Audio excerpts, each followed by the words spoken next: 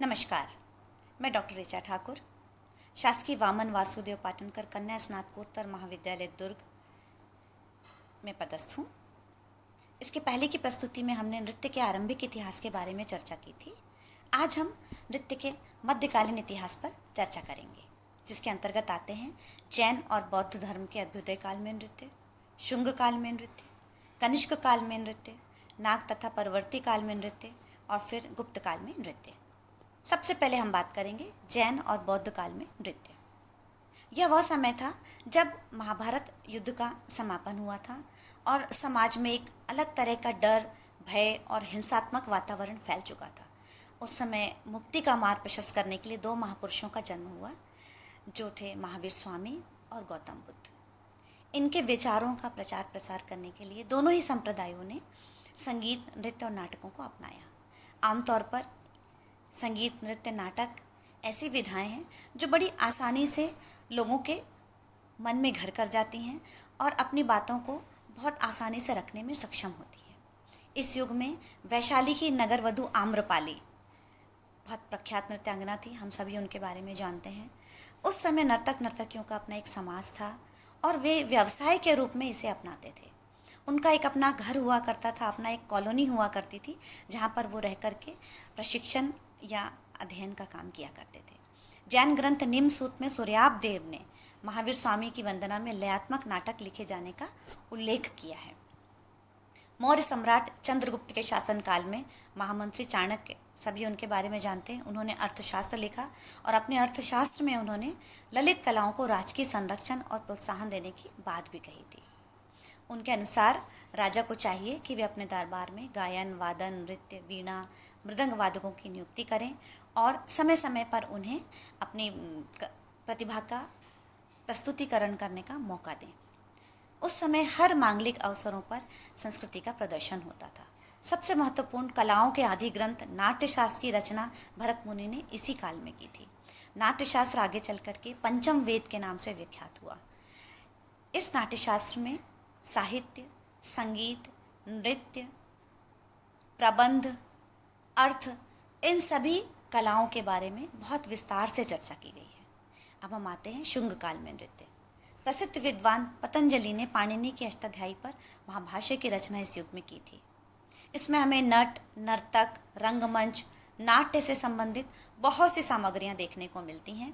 नट परंपरा, रंगमंच किस तरह का होना चाहिए, जो वो नाट्यशास्त्र उन्होंने प्रेरणा लेकर के लिखी थी। इस काल में गात्र विक्षेप अर्थ वाली नृत्य धातु से नृत्य शब्द की उत्पत्ति जो बताई जाती है, वो इसी काल में खोजी गई थी। इस समय नर्तक नर्तकियों के अपना समाज हुआ था और उन्हें श्रेणियों के आधार पर बांटा जाता था।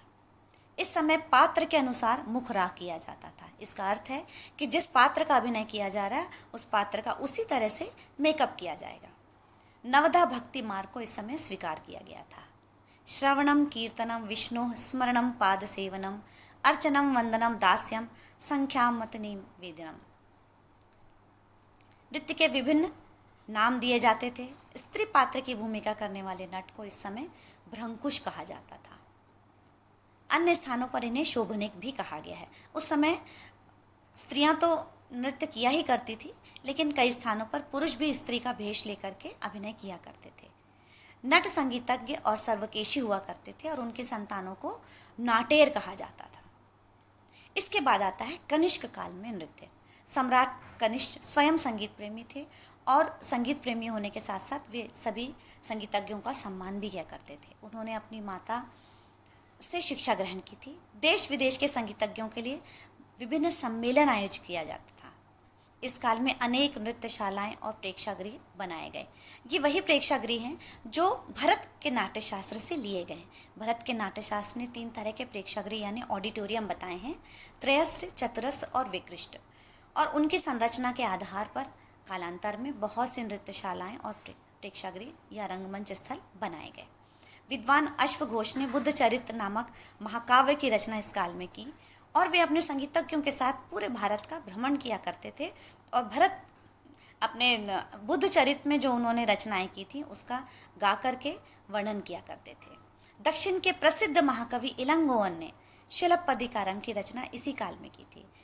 शिलप्पदिकारम की जो नृत्यांगना है, नायिका है, वो बहुत खूबसूरत नर्तकी थी और उसी के आधार पर पूरी कहानी आगे चलती है। इसके बाद आता है नाग और परवर्ती काल में नृत्य। आर्यावर्त नागवंशी राजा संगीत और नृत्य कला के प्रश्रय जाता थे। इस समय की नाग कन्याएं श्रेष्ठ नर्तकियां हुआ करती थीं और वे दूसरे राज्यों में राजदूत बनाकर भेजी जाती थीं। इसके बहुत से साहित्य में हमें भरपूर प्रमाण देखने को मिलते हैं इनकी कथाओं के बारे में। इस काल की सबसे बड़ी विशेषता थी कि ये संगीत और नृत्य की पूजा के रूप में प्रयोग करते थे। लेकिन धीरे धीरे इसी समय सामंती युग आया। उस समय नारी को उपभोग के रूप में देखा जाने लगा और वह पुरुष के उपभोग की वस्तु बन गई। संभवतः इसी कारण देवदासी परंपरा का जन्म इस युग में हुआ। आरंभ में देवदासियों का जो काम था वो मंदिरों में नृत्य करना था, लेकिन बाद में धीरे धीरे वो शारीरिक सुख के रूप में उपयोग में लाई जाने लगी। उनकी स्थिति बहुत भयावह होती चली गई धीरे धीरे। फिर आता है गुप्त काल। गुप्त काल को इतिहास का स्वर्ण युग बोला जाता है। इस काल में हर विधा में संपूर्ण विकास हुआ। आमतौर पे कला के उत्थान पे चहुओर प्रयास भी हुए। सम्राट समुद्रगुप्त स्वयं एक उत्तम वीणा वादक थे और गीतकार भी थे। उन्होंने अपनी माँ कुमारी देवी से संगीत शिक्षा ली थी, जो स्वयं संगीत कला में निष्णात कलाकार थी। इस युग में भी अनेक नाट्यशालाओं का निर्माण हुआ, जो भरत नाट्य शास्त्र में वर्णित नाट्यशालाओं से मिलती जुलती थी।